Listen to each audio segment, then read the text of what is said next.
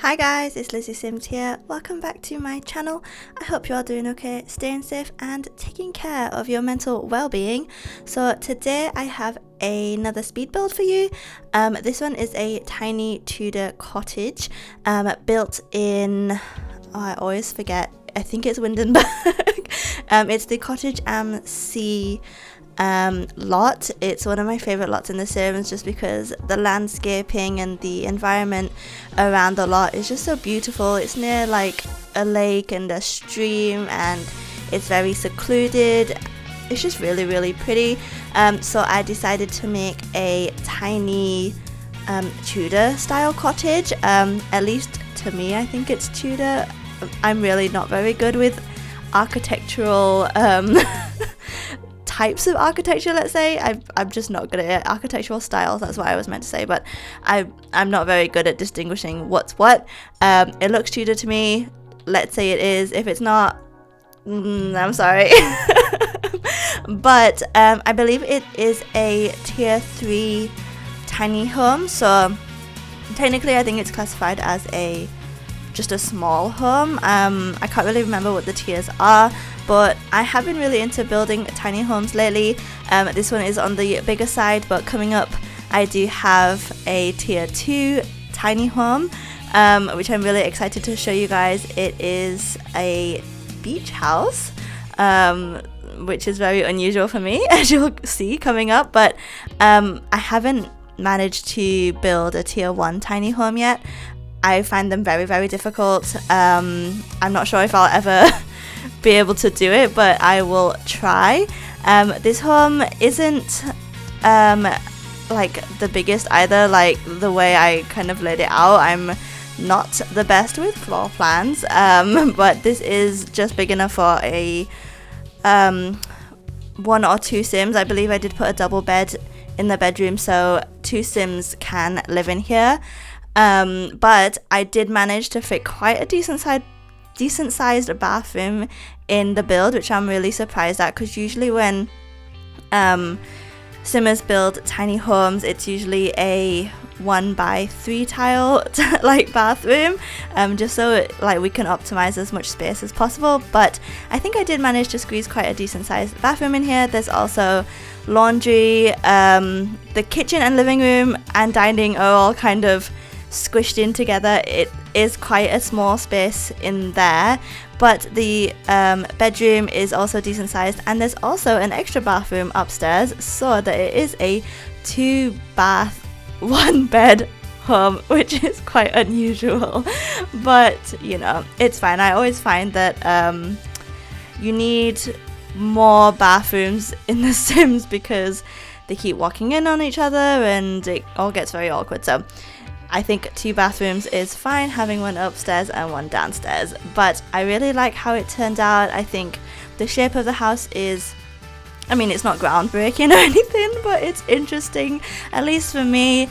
I'm trying to just explore a little bit of different styles, see how much I can push myself in just exploring and pushing myself out of my comfort zone with my building style, because I'm still relatively new to building. I only really started taking it quite seriously last year when I started my Simstagram account.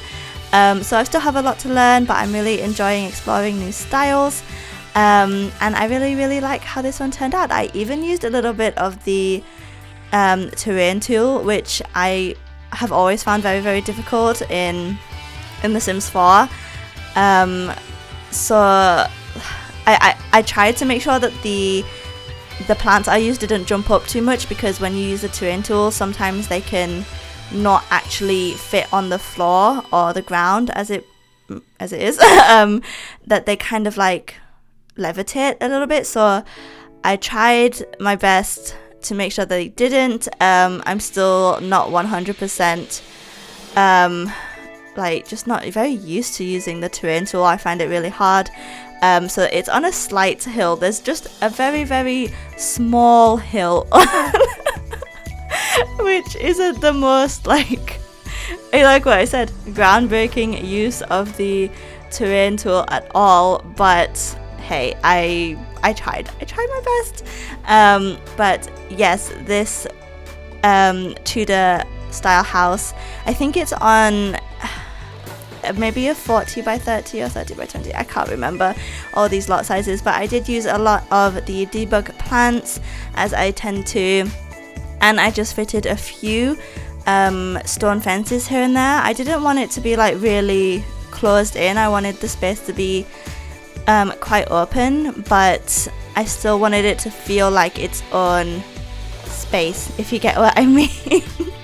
But it is very overgrown outside. There's lots and lots of plants. I just feel that this kind of landscaping suits cottages more. I love seeing overgrown landscaping in cottages. I think it looks so pretty, and it's realistic as well. So I also pulled out these stone paths, I think they're called, from the debug menu. If you seriously have struggled with the debug menu like I did for so long, I highly recommend downloading the Extended Build and Buy Catalog, because it like labels all the debug stuff for you, so you can actually search things. You can copy and paste plants, which I think is amazing, and it's just a lot easier to use than scrolling all the way through the debug menu. You can also filter a lot of stuff as well, so that is linked in my bio. Everyone probably knows about it already, but I just thought I'd bring it up because it's a lifesaver for me when building. I really enjoy using it. I think it's a great mod.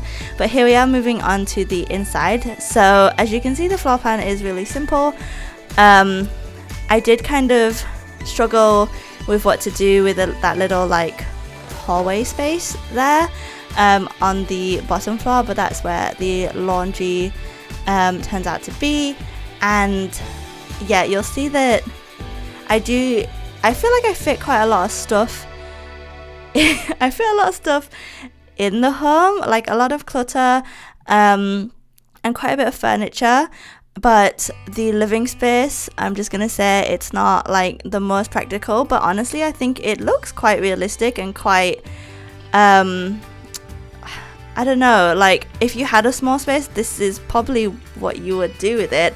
But absolutely, if you wanted to get rid of the bathroom downstairs or extend a bit into the hallway where the laundry machines are, that's completely fine.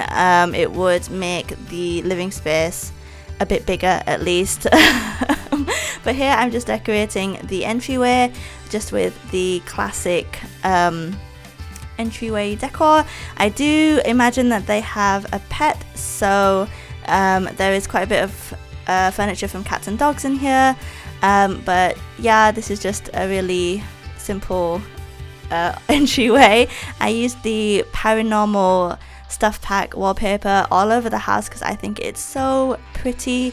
I just used it in this white swatch. I can't remember if I changed it up upstairs. Well, I will have to see. I've pre-recorded quite a lot, so I'm feeling like these videos, when I come to do a voiceover, it's kind of like a surprise for me as well. I don't know what to expect because I can't remember exactly what I did. I just remember like vaguely. So this is what I mean by it's really awkward. So the way this is set out, the fridge is kind of like on the other side of the kitchen, which might not be the most practical, but I really didn't know where to put it, if I'm honest. I'm a terrible simmer, I don't know what I'm doing. But there is just a 2-seater dining table here using the paranormal stuff pack table and chairs, and there is a very, very tiny living space with the cats and dogs sofa, and then I put a small table here, but with a TV. I did manage to put a TV, which I think is quite nice. I don't know what kind of Sims I imagine living here, whether they be older or younger, but it's always nice for them to have a TV. And as the small spaces go, I think it's decent. Yes, it's on the smaller side, but you know, it's not the most impractical. You could definitely still live with it. And I think it's prettily decorated, so you know, at least it's nice to look at. but I just clutter up the kitchen a little bit more. I wanted there to be obviously one spare counter, so I put the majority of the clutter on this corner counter space here, and yeah, it is a small space, but I think it looks really pretty. I used the counters from the new kit. I always get confused with that. But yes, we have moved on to the upstairs, so I just quickly decorate this really small hallway space here, just with some of those new swatches that we got from the update for that piece of artwork, which I love that they did. And here we are moved on to the bedroom. As you can see, it is quite a decent sized bedroom. I think I managed to fit quite a bit in here. There's a bathroom to the side on the right there, and there's also a closet. So that's very, very practical. And I kind of went with more, I suppose, country vibes for this living space, bedroom space. And yeah, I really, really like how it turned out. Can't remember what I did for the wallpaper, but I did use the paranormal flooring. But yes, I used the, I believe that's Realm of Magic wallpaper. I honestly might be wrong. I really need to stop trying to tell you what the items are, because like 9 times out of 10 I don't have any clue myself.